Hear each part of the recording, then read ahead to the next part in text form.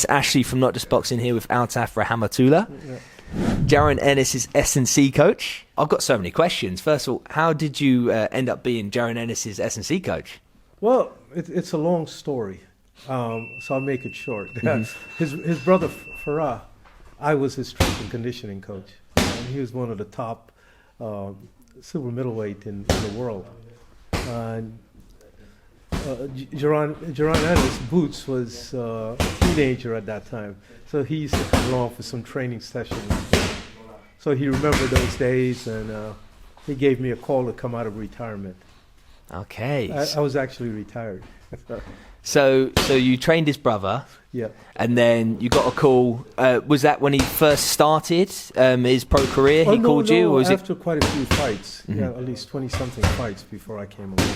So what camp did he bring you in for? Do you remember? The first camp we had, I think, I forgot the guy's name. I think it's from Venezuela. Okay. That's where he won the interim championship. Do you want me to have a quick look for you? I'll see. Let me double check. Yeah, sorry. Venezuelan. Yeah. Jaron Ennis.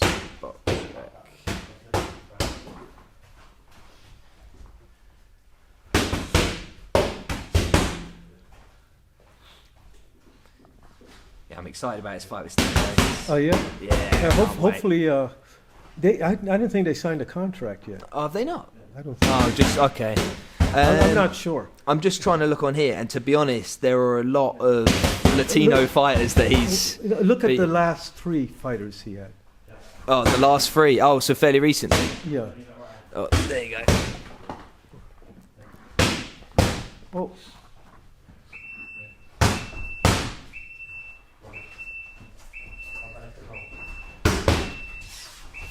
Oh, Karen, then Villa, yeah. When his first fight, yeah, with Karen, that's when I came in. He had 2 fights with him. Oh, gotcha. Yeah. Okay. So fairly recently. So what's that? 2023.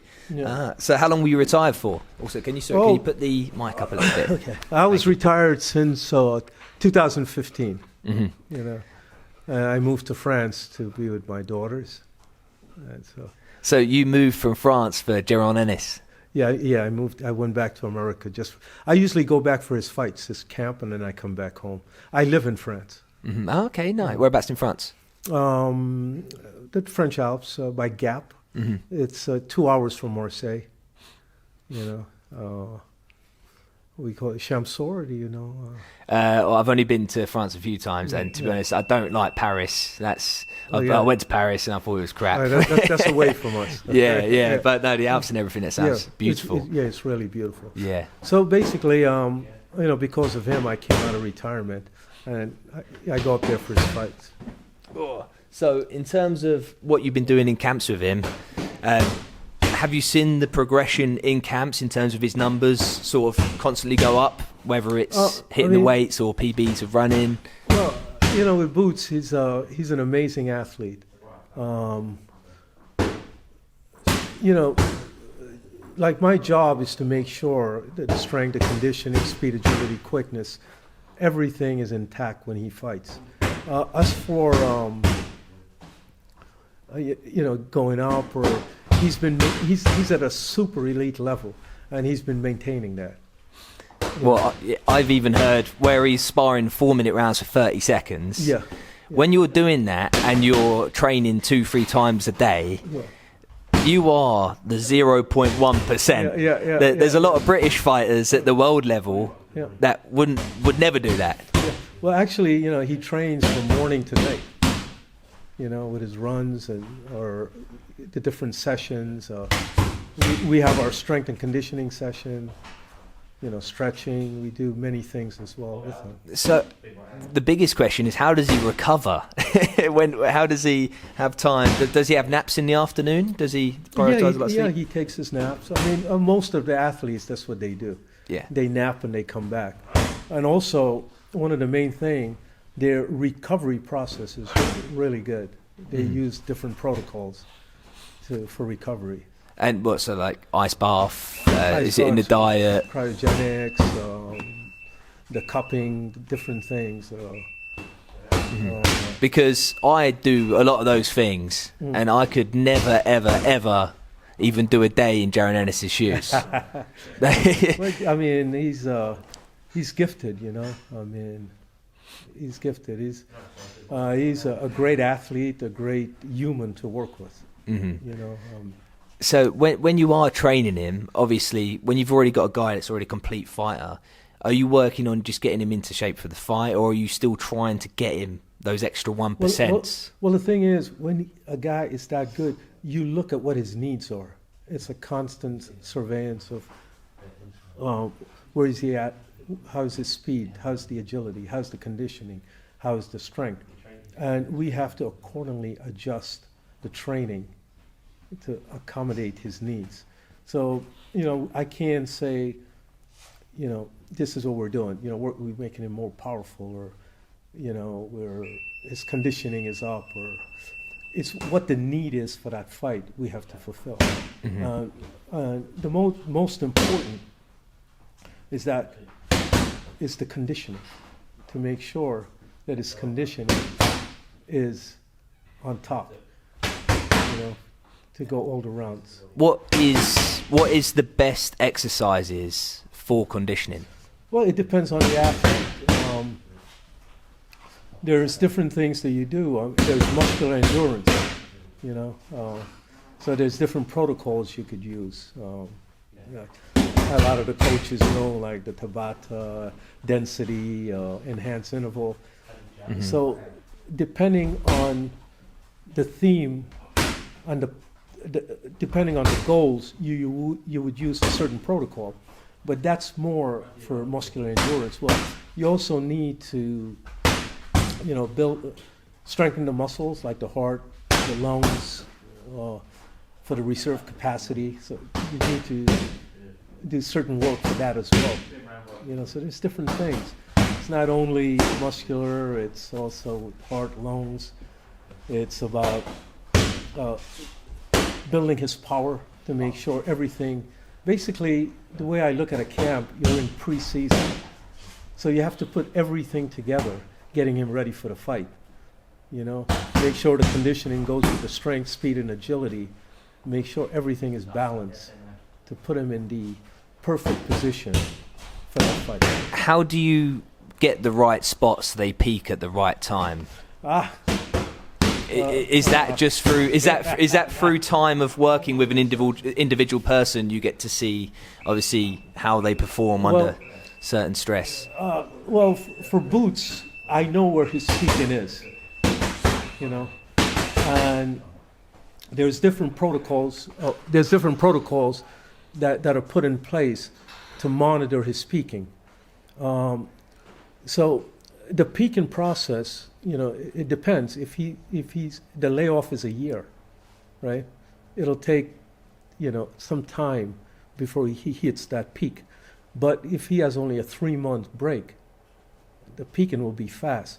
So depending on the strength and conditioning, we have to monitor and make sure he doesn't peak before his time. There is a process in place for that. How do you prevent the peak? Do you maybe give him more rest time, or do you just lower the intensity? I lower the intensity and the volume. You know, we monitor different his different stats that we take for him, just to make sure that he doesn't peak, that he peaks at the right time.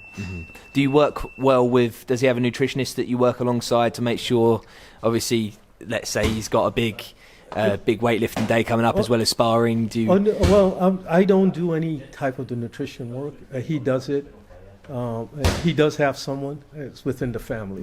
Do you liaise with their team? Are you constantly? Because obviously, I'm sure a lot of it is you're playing your role, but it's obviously to complement the boxing training and everything else.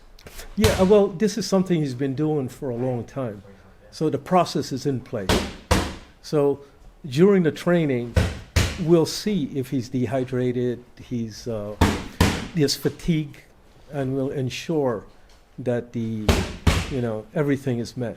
We like we said, we take different stats to make sure everything is in place. It's every day throughout the camp, until the fight, fight night. So how long have you been training boxers for with S&C, minus the retirement? Maybe 2010 I started, but I've been in strength and conditioning for a long time, but it wasn't my first career. Mm-hmm. So later on in my life, I decided to become a strength and conditioning coach. What made you pick doing it with boxers? Was it something that came across as an opportunity, or did you like boxing and you wanted to get involved? Well, I always liked boxing, but it was my son. He's a wrestler, and he wanted to take boxing. So I went into a boxing gym, and that's where the process started. Actually, one of my first Farrell was my first, but I also worked with Kermit St. John. Actually, been around like with Tim Witherspoon when his son was fighting. So, I've been around quite a few, some of the MMA fighters too that I dealt with. That's amazing. And so just on a broad spectrum, what would you say are the main exercises every boxer should be doing for strength and for conditioning? That's a toughie. Is there anything that's your bread and butter that no matter who you're training, you're going to put them through maybe the same warm up, or maybe everyone usually, has to do squats? Yes, the warm up is important. The stretching is important. You have to do that. A lot of what I've realized is a lot of the boxers, they do not do the proper warm up or stretch. They're very tight. That's why you get hurt. So stretching is very, very important. For a boxer, any athlete, you need to build the endurance. You need to work on your recovery, your conditioning. I think conditioning is the most important. Mm-hmm. The strength would come. Power is the thing. It's not how strong you are. It's how powerful you are. And power is speed plus strength. So you could be a very strong man, but not a powerful one. Mm-hmm. So you would have to pick the appropriate exercises, the appropriate routine to acquire those skills. And there's different types of power in boxing. When it comes to punching especially, there's different types of people that have like concussive knockout power or through speed. In terms of Jaron Ennis, where would you say he sits? Because I'm sure you see behind the scenes amazing sparring. I'm sure you've joined him. His knockout power is amazing. And he can just change the level anytime he wishes. He's a very powerful athlete. He's very strong. He's very conditioned. The thing I always say about Jaron is that his discipline, the mental toughness, his focus, right, on his goals are amazing. Also, he's a great human being, so it's always a pleasure working with him. Mm-hmm. Would you say that punch power comes from the kinetic chain in the punches as well as him just being a good athlete? Well, or would you say is he gifted? Well, first of all, maybe I don't know what the percentage is, but being gifted helps. But being gifted and not realizing your potential, it doesn't work. Okay, so one is that he's gifted. Two, he works really hard. He works really, really hard, and he trusts in his coaches. And if I could say one thing, you don't have to be gifted to be great. You have to work hard to be great, and work smart, not hard, smart, to be great. Mm-hmm. You hear a lot of boxers when they get experience and near the end of their career, they change their training completely. They're no longer just doing relentless rounds, high work. They're working smarter. Yeah. When you say work smart, can you give us an insight into what you would do to work smarter? Okay, let's take something as simple as track work. Okay, some folks are going to try. I'm going to run 400 meters. I'm going to do this. I'm going to do that. Well, how long is your fight? Your fight, what? 3 minutes? Could you run 800 meters in 3 minutes?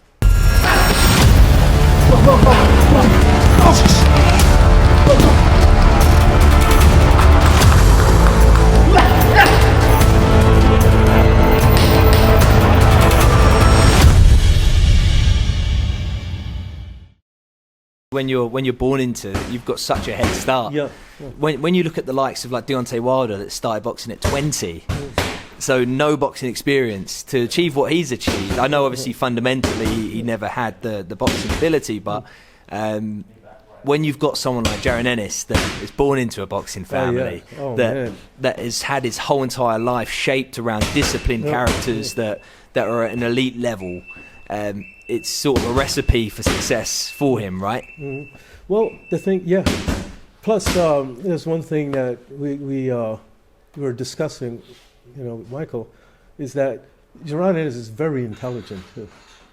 So, being gifted with intelligence and the physical attribute, and having the resources and the sources to realize those potential, like being in a boxing family. Mm-hmm.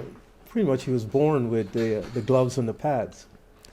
So strength conditioning especially, right, it's still frowned upon by some old school boxing coaches and fighters.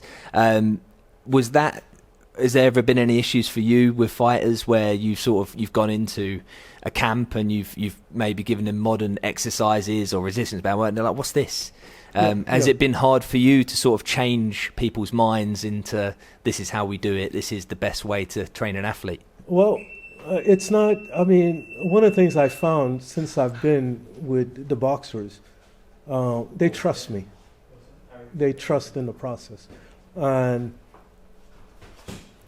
the work that I do with them, there's a lot of research. It's about them. I would not give them something that's not towards their goal. It worked. Mm-hmm. It worked for them. They're happy with the results. I am. We reached our goal. So, do you get them doing a lot of weights? Huh? Is there a lot of weights involved on the strength side? Like, for example, not squats? Not a lot. No. There's different things that we use to. We do use the medicine balls. We use the sleds. We use body weight. A lot of different drills with reaction. That's no weight. Mm-hmm. So there's an S&C coach in England that trains a lot of Queensberry fighters, and they do a lot of out of camp. They'll do like heavy deadlifts, squats. They'll do out of camp. Out of camp, yes. Because you have to remember, with these athletes, you have off season, pre-season, and in season. Off season is where you build your strength, right? Pre-season, you put everything together. You got the rhythm, the time, speed, and agility. You just tune in for the in-season. The in-season is the fight. Mm-hmm. So I equate camp to pre-season. Outside of that, it's off-season. You want to build strength, it has to be not during camp. So you can pack on the weights, do as you choose. But during camp, it will have a negative impact, I feel, using too much weight. Yeah. Do you have any guidance in his off season? Do you say if he hasn't got a fight coming up, would you guide him and say maybe you should be doing this for a while whilst you haven't got a fight? Do you still have that conversation even though you're not there?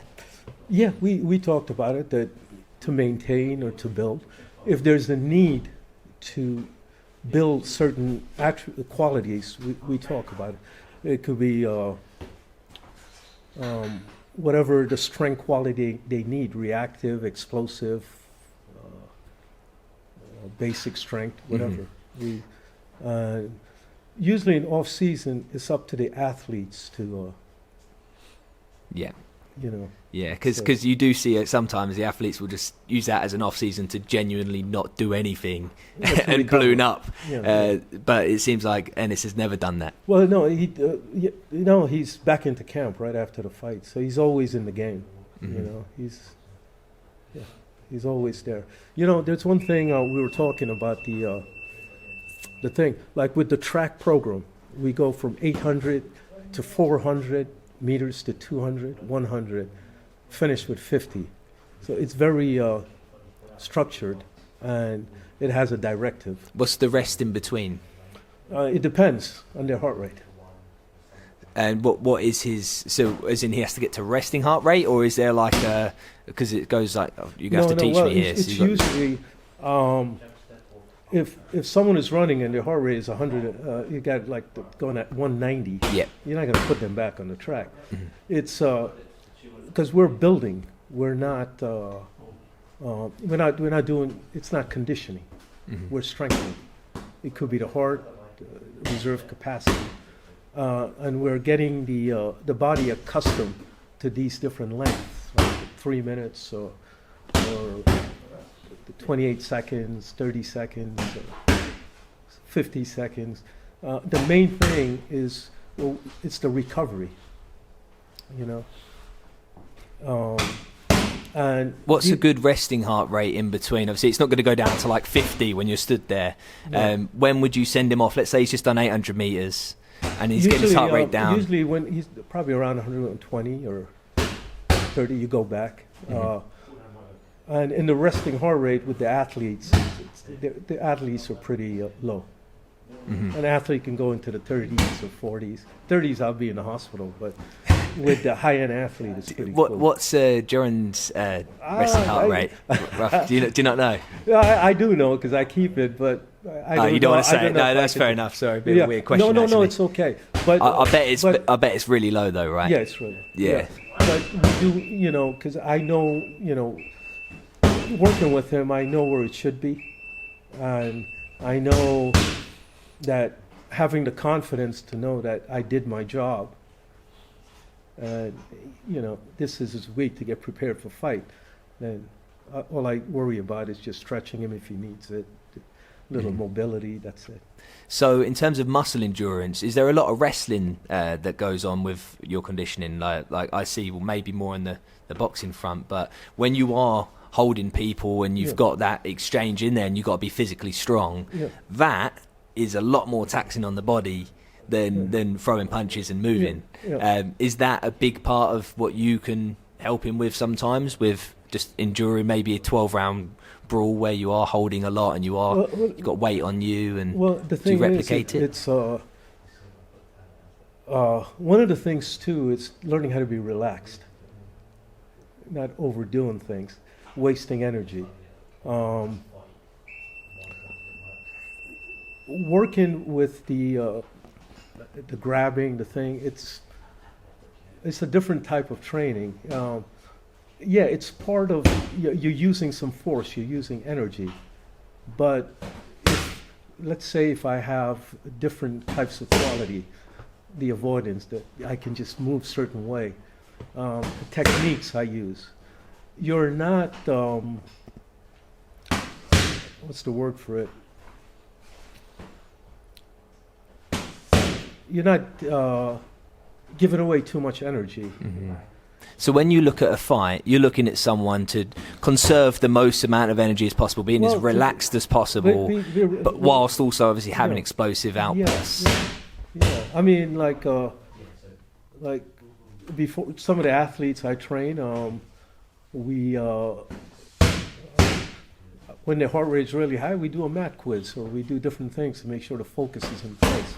There's different things, you know, to be mentally aware. There's, you know, for me, there's strategic, forward-thinking, managing the ring. There's different things you do. I mean, things as simple as playing chess. Mm-hmm. I mean, all the including Boots, all the athletes, you guys play chess. You know, it's a great game. It's a great game for competition, for, like I said, strategic, forward-thinking, ring management, mat management, you know, just little things like this. Yeah, that's so interesting. When you say about having them do a mass quiz whilst their heart rate's up, it's very interesting. Obviously, the biggest mistakes you see at the world level is usually when they switch off for that split second. Yeah. You can see a very close fight, and 1-2 seconds go by. You know, they relax and they switch off. Yeah. And then the fight changes completely. Well, yeah. The thing is, if you look at something, it takes a split seconds for a knockout. It takes a split seconds blocking a shot. It takes one of the most. There's so many different aspects, because I could be sitting here talking to you about strength and conditioning, right? But also, what is my goal? It's his reaction time, his response time. But then you're going to say, what do you do? What kind of things you do? But if I tell you most of your time is spent on mental processing than actual physical response, you know, so there's things you can do about that too, because you have to sense, perceive, do a response selection. You got to, the neurons have to send messages to the motor units for the motor units to move. So there's different things. There's so many. I mean, that's the beauty of coaching. Like the signals of the optic nerves that's sending all the message, how it's being processed, how different. I mean, it's.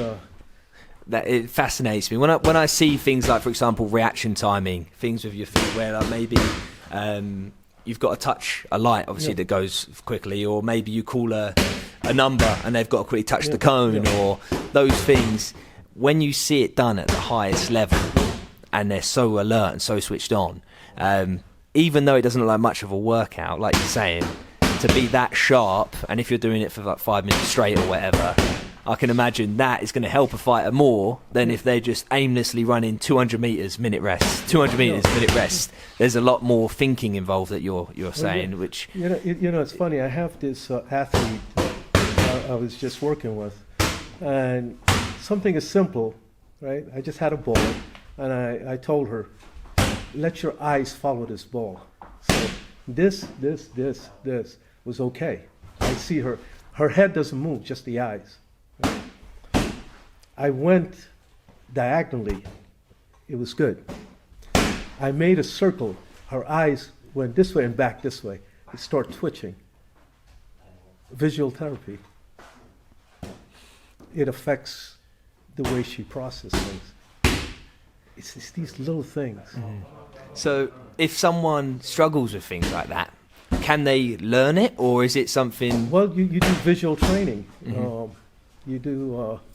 like, for instance, I'm looking at you, but I'm seeing Michael punching out there. Yeah. I'm seeing my nephew there, Lamar. I'm seeing Lucas there with the punches. I know there was a right punch. I'm still looking at you. This is like the Matrix, isn't it? No, it's not. It's just that you trained your eyes to see things beyond you. It's just like when you play pool. What do? I always think about the next move, usually. Well, it's the white ball to the ball, yeah, red or yellow. But you have to go through the white ball. You have to look beyond.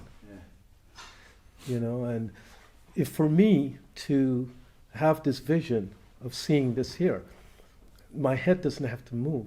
Nothing. I see it. I can move. So you're decreasing response time. Is there anything that Boots can't do in camp? Do you like limit maybe his time on his phone and things, or is there anything maybe? Obviously, I know he's disciplined, but is there any exercises that maybe he shouldn't be doing that you would say no against? Like obviously, you said he's not lifting heavy weights during pre-fight camp.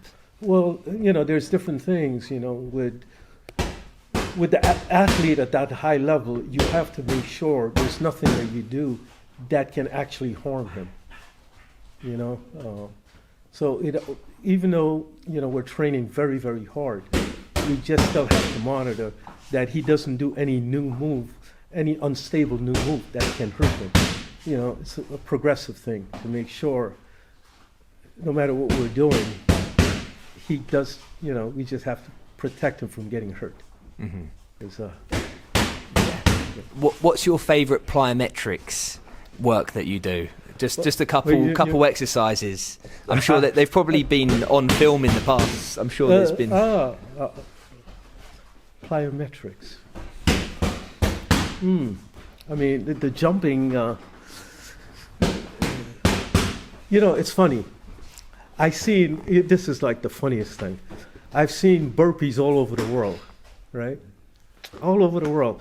Everyone fights me. This is the way the burpee has to be done, right? You go to CrossFit, you go to different things, like, so I'm like, so I look at them, I say, did you ever consult Dr. Royal Burpee? They said, who's that? I said, that's the man who invented burpee. Go into the internet and look at him.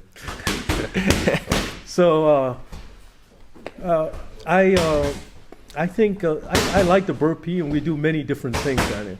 Mm-hmm. I mean, do you do burpees with the push-up or like a sprawl? That's what I'm saying. A burpee is without a push-up. A push-up is an addition, just like you have a pull-up burpee, 360 burpee. Yeah. Actually, I used to train I trained kids before at the TBA camp with John Michel Senegal, and I was the enforcer. So if anyone does anything that's not correct, they do a burpee around the gym.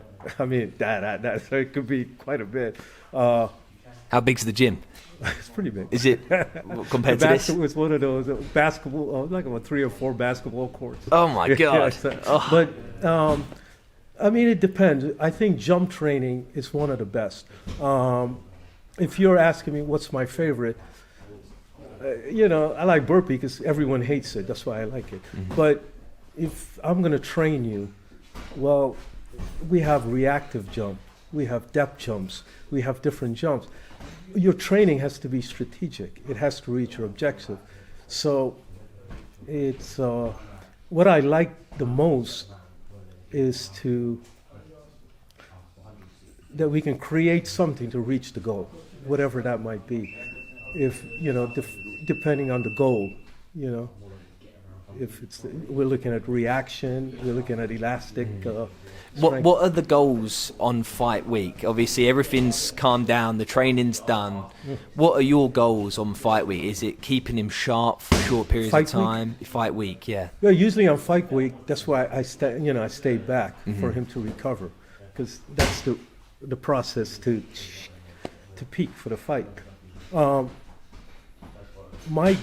For me as a strength and conditioning coach is to make sure that, like stretching, stretch him out, make sure he's loose, he's mobile.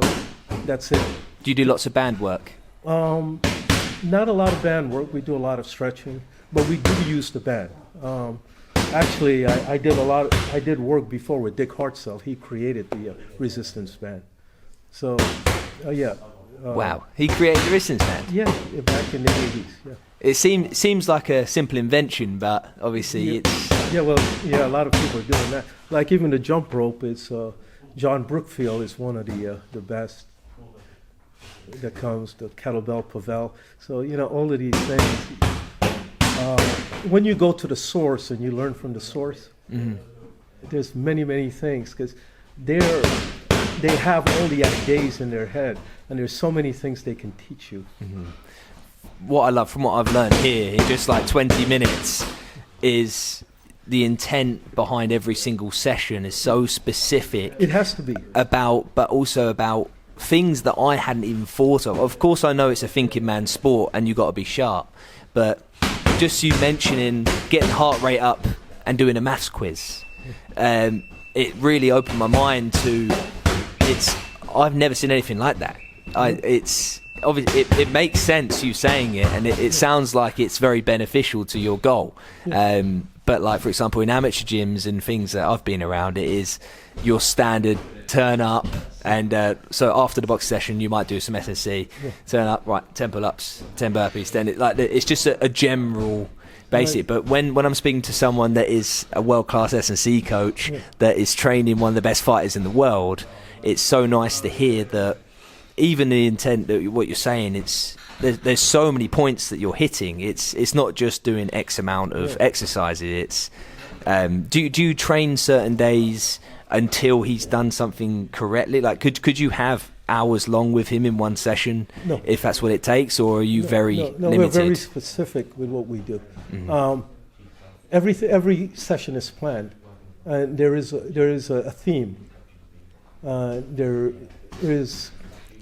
is an objective, and if there's something that we're doing that the athlete or Boots needs to adapt to, we'll do it progressively. There's no need to, just because there's so many different things we're trying to, accomplish in a session, and the athlete themselves, the main thing is, as a strength and conditioning coach, we supplement what they do, because they're taking some of the things we're giving them to go fight, but their main thing is the fighting. So the technique, the sparring, is the most important. So basically, we just give them the vitamins, the strength and conditioning, and they just take it in the ring. They're the athlete. But our job is not, and their job is to fight. Our job is to just give them some of the qualities they need to be successful in the ring. That's it. So a lot of people that will be listening will be like, but what can I do? So a lot of people, obviously, they want to know straight. I know it's a case-by-case basis. What would you recommend broadly to people that they should start, obviously, training with intent? What should people start doing? Obviously, you've named that they've got 3 seasons. Yeah. So when you're out of camp, you're off season where you can lift your weights and you build. Then you've got your pre-season where you put it all together with the speed and the explosiveness. And then you've got fight night. Okay. Well, for me, you have to plan, right? Prepare, execute. Now, for me to tell someone these are the things you should do and not knowing what they need, it wouldn't work. So the first thing they should do is an assessment to see their needs. Is your need in the endurance? Is your need mobility? Is your need flexibility? Is your need, you need power, muscular endurance? Do you need to build your heart? Your heart rate. Should we monitor that? Should we do things to help you with that? It's you would have to do a proper assessment of what your needs are. You will never get better if you don't know what you need. Mm-hmm. Right? Yeah, it makes a lot of sense. Well, for me personally, I'm thinking I'm so flat-footed and clunky. So my biggest thing is I'm pretty slow. Well, the thing is, if you're flat-footed, you're clunky, why? And then I've been doing a lot of strength training the last year, and that's why I've not boxed. Do you do stretching? Do you do mobility work? Basic, yeah. Like I do a handful of the same things, but I don't do what I know I could be doing. So yeah. Usually, you know what you need, and you have to do it. If you're clumsy, you don't have coordination. What do you think you need? Oh no, I don't mean like that. Footwork's fine. It's just very slow, clunky. So like I'm very flat-footed. Okay. Like you see a lot of people in the amateurs very light on their feet, very bouncy. I'm the complete opposite. Yeah, man. Do some jump rope training. I love jump rope. I'll jump rope 12 rounds fine. No, well, I should show you a video afterwards. Yeah, please. I have my daughter. She's very flat-footed. Yeah. She can jump rope the best the way she can. So we've been working a few months. 8 years old. Uh-huh. Now she's doing 17 different jumps at a very good rate. Wow. So talking about her food, even my son, who is a wrestler, even Boots and Andy, they're all doing a lot of the stuff with the jump rope. Uh-huh. It's giving you that being light on that foot. Yeah. So do you think jump rope's great for all boxers? Because I see that some boxers don't really do it too much. They'll do it as a warm-up for a few rounds and that'll be it. I think jump roping is great for all athletes. I think it's a good way to supplement speed, agility, and quickness. Because I did some things with Buddy Lee, who's one of the best jump rope in the world, and he does have a system that's really cool to teach athletes different jump rope techniques. Mm-hmm. I'm now thinking about my jump rope and how I should be doing certain skipping rounds for certain things. I know sometimes I'll do, like, let's say a 3-minute round. I'll finish on 20-second sprint or something. Okay, let me ask you a question. Yeah. How many revolutions do you do for 30 seconds? Yeah, see, I've never counted revolutions. Okay, so basically you're just jumping. Yeah. So with no improvement. Yeah. So the regular jump, you should look to see how many revolutions you do. So if depending on the revolutions, it tells you, it could give you a basic idea in what system you're working on, anaerobic, VO2 max, aerobic. With certain certainty, I can tell probably you're jumping in an aerobic system, right? So could you go up to 3 revolutions per second?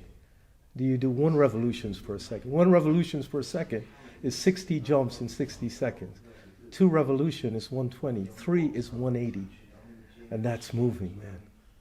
Talk about you want to be fast. You got to train fast. You want to be explosive. You got to train explosive. You want to be slow. Train slow.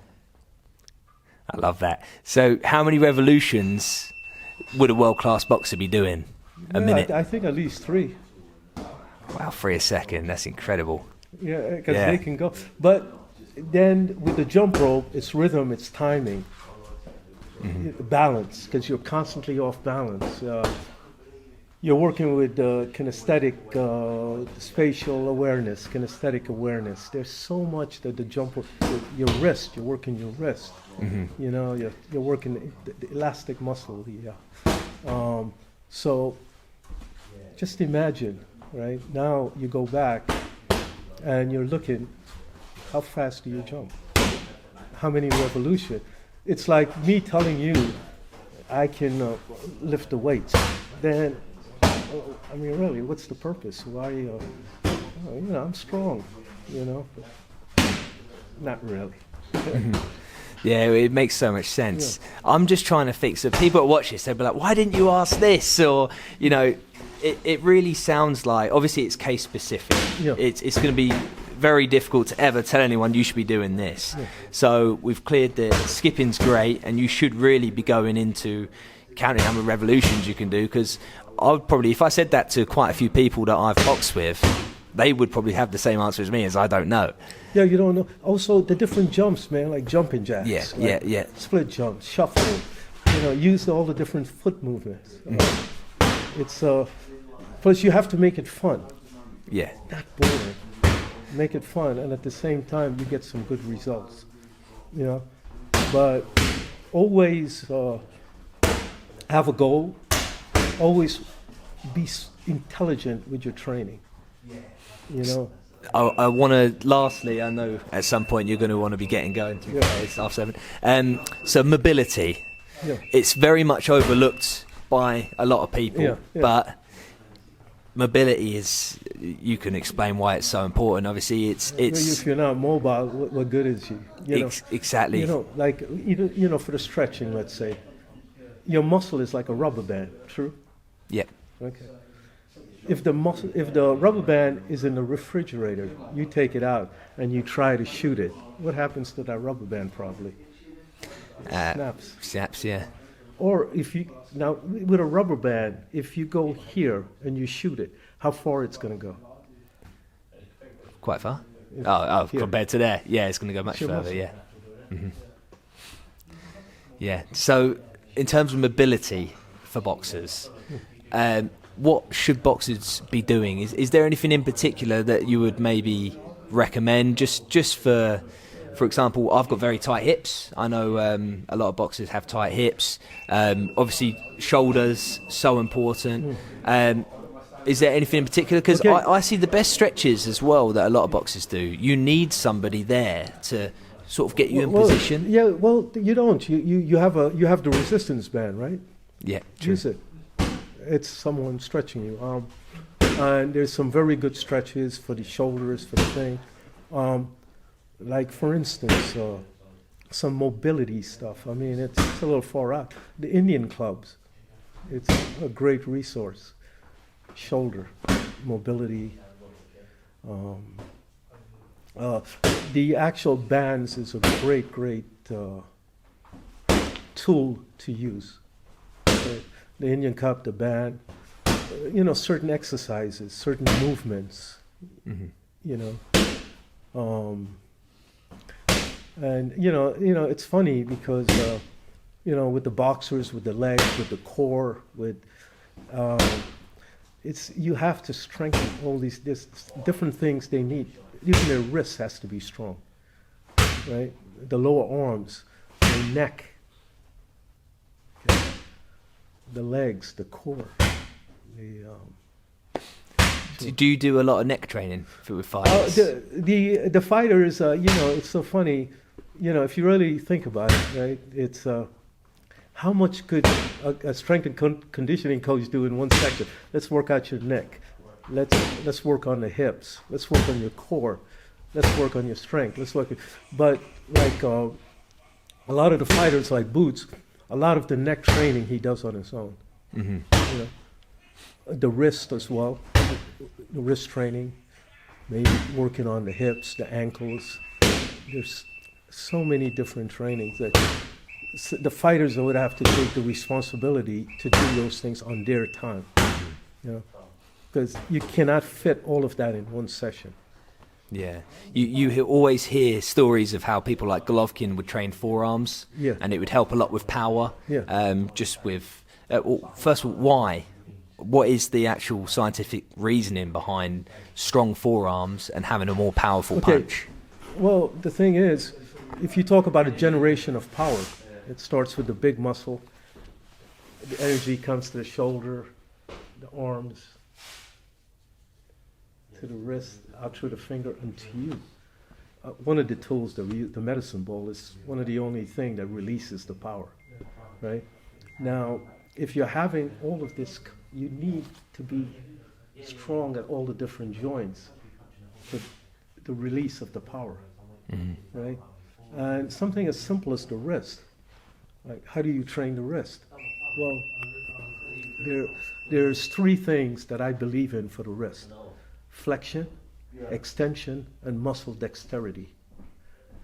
You have to be strong closing, you have to be strong opening, and you have to be strong for muscle control. So it's like everything is very and I feel bad asking this. What exercises are there for that? Well, first of all, let's take some simple things, right? Simple. You're at your home. Hey, you can just squeeze the flex. You can put a band here. Boom, boom, boom, boom. Right? You open, extension. I've always done the squeezy one, right? That's the first thing I had when I was a kid, but I've never done the other way with a band. The thing is, if someone grabs you like this, what good is this? If you're in a position here, suppose they turn you, what happens here? So put 3 balls here, just turn it around. One way, turn it around the other way. Muscle dexterity. Simple. You got this, right? You can feel it. So just a little band, up, boom, close, boom. Or you can quick, 1 minute. You'll feel the burning up here. The muscle dexterity. Just turn all 3 balls around, then all 3 balls. While you're watching TV, let's do that. 3 simple exercises. No, of course, there's more exercises. So. Well, that's 3 more than what I was already doing. You make it sound so much easier, but would you say that as well that would have a profound effect on a boxer that isn't doing it? Yeah. That's why there's injuries with the wrist. Too much power is coming and you can't control. You're hitting an object, but you're strong. Your fist is, your wrist, your lower arms is not strong enough to take that impact. You're going to damage it. If it's not strong, it's going to crumble. Yeah, you make it all sound so easy, but there are things that only until you get told, you're like, oh, that makes sense. That's brilliant. Simple, rest, sleeping, hydrating, stay away from stress. With the cortisol, with the hormones, it destroys everything that those are the things we focus on too. during training. Do you really keep Boots in a bubble in fight camp, away from? Does he protect himself from like outside stresses? Because it can be very difficult sometimes. Well, the thing is, for some fighters that are near home. Well, you can be protected, but what you have to be is intelligent enough to deal with the stresses you need to deal with, and the one that doesn't matter, let it go. So one of the things that we do for the session, I like to do meditation. There's a version of something called cardiac coherence that I use with visualization, which is take down and let them, because a lot of times when you're stressed, you have tunnel vision. It's always good to have the full vision to realize it's not as serious as you think, and you have more options. Do you do meditation at the end of a session? Yeah. Or would it be a separate session? No, at the end of the session, because we have to put many things in. Mm-hmm. It's not possible to, all the things you want to accomplish as a strength and conditioning coach. Come on, let's go first. But I have to boxing technique. Oh no, I got to go rest. No, let's do it here. Let's work smart. Mm-hmm.